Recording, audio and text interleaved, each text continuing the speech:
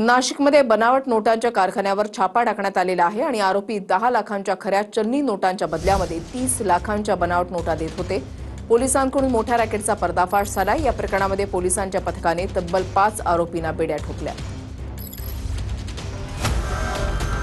नाशिक त्र्यंबकेश्वर रोडवर बनावट नोटा छापणाऱ्या एका मोठ्या रॅकेटचा नाशिक ग्रामीण आणि शहर पोलीस दलानं संयुक्तिक कारवाई करत पर्दाफाश केलाय।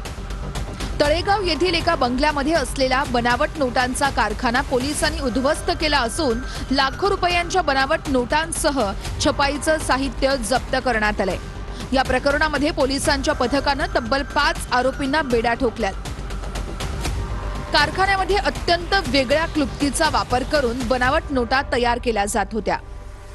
खऱ्या चलनी नोटा केमिकलमध्ये बुडवून त्याची साई दुसऱ्या कागदावर वटवून बनावट नोटा तयार केल्या जात होत्या।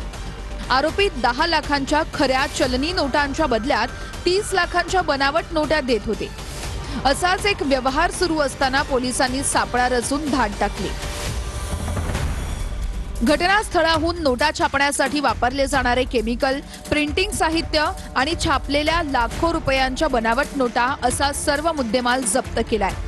या कारवाईमुळे नाशिकसह तेलंगणापर्यंत पसरलेल्या मोठ्या रॅकेटचे धागेदोरे समोर आले आहेत।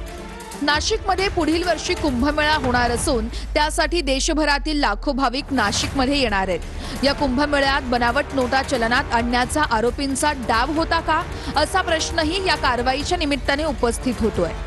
कारखान्यात अत्यंत वेगळ्या युक्तीचा वापर करून बनावट नोटा तयार केल्या जात होत्या।